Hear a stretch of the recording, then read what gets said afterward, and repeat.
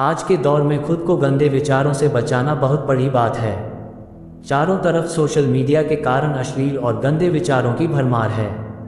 इन विचारों का शिकार हर कोई होता है और अवचेतन मन ऐसे विचारों को तुरंत ग्रहण करता है। क्या अपने दिमाग को इस प्रदूषण से बचाया जा सकता है? इस सवाल का जवाब पाने के लिए आपको एक कहानी सुनाते हैं। बात बहुत पुरानी है। स्वर्ग के राजा देवराज इंद्र ने 3 महर्षियों को अपने धाम में आमंत्रित किया। इनके बारे में कहा जाता था कि यह ऐसे संत हैं जो तमाम भ्रमों से पूरी तरह मुक्त हैं। दरअसल देवराज इंद्र इन ऋषियों के कारण डर गए थे। उन्हें लगा कि यह तपस्वी संत यदि पूर्ण सिद्ध हो गए तो उनका सिंहासन जाना तय है। अब इंद्र देवता तो इंद्र देवता ठहरे।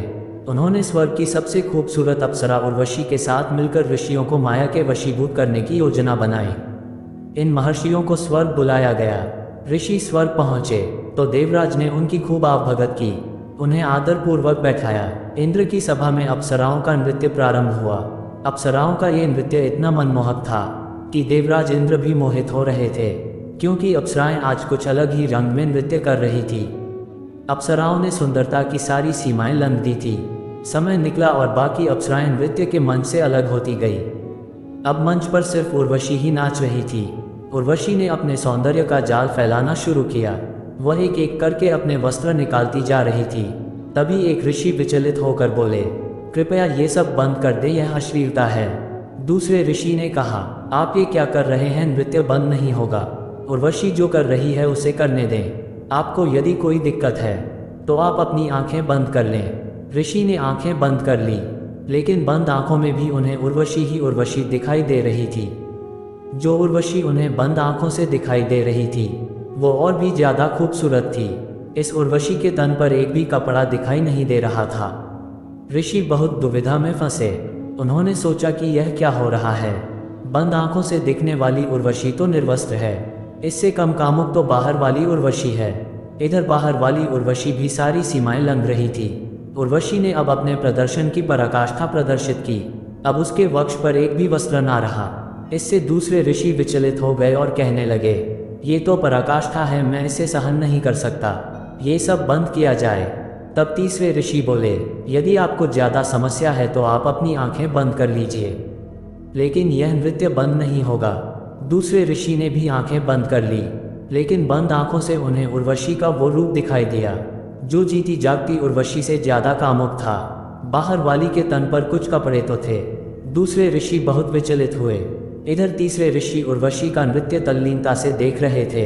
पिता के वीर्य और माता के गर्भ के बिना जन्मी पौराणिक पात्रों की उर्वशी ने अब सारी सीमाएं लांघ दी और अब उसके तन पर कोई भी कपड़ा नहीं था। तीसरे ऋषि तब भी विचलित नहीं थे और वह बहुत ध्यान से नृत्य देख रहे थे।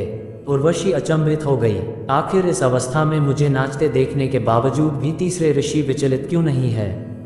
ऋषि ध्यान से देख रहे थे। उनके मन में ख्याल था कि शायद और कुछ भी होगा जो उर्वशी उतारेगी।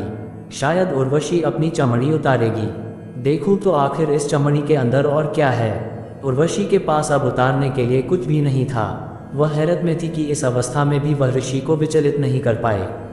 दुनिया में पहला ऐसा व्यक्ति देखा जो उसे इस अवस्था में देखकर भी शांत और सहज है। वह ऋषि के सामने नतमस्तक हो गई। गंदगी दृश्य में नहीं बल्कि हमारी आंखों के पीछे मौजूद हमारी अंतर्दृष्टि में होती है। आंखें बंद करके हम अपने अंदर की गंदगी को साफ नहीं कर सकते। जितना हम अपनी आंखें बंद करेंगे उतना ही हमारे अंदर की गंदगी हमें परेशान करेगी। आप अपने आप को शुद्ध सात्विक कहते हैं, लेकिन बाहर तामसिकता देखकर आपकी सात्विकता को सांप सूंघ जाता है। खुद को सकारात्मक कहते हैं, लेकिन बाहर की नकारात्मकता आपको हिला देती है।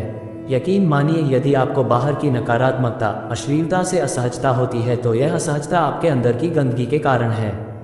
जब तक आप अपने अंदर की नकारात्मकता को बाहर नहीं निकालेंगे, जब तक आप अपने अंदर के डर और अश्लीलता को बाहर नहीं निकालेंगे, तब तक आपको बाहर के दृश्य विचलित करते रहेंगे। तामसिकता शरीर में नहीं बल्कि उस शरीर को देखने की दृष्टि में है। तामसिकता दृश्य में नहीं, उस दृश्य के पीछे खड़े हो जाने वाले भावों में है।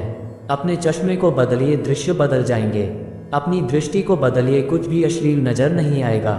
तीसरे ऋषि के लिए सब कुछ सत्य था, इसलिए वह विचलित नहीं हुए। जो डगमगा गए वह ऋषि अब भी स्थूल संसार में भटक रहे हैं।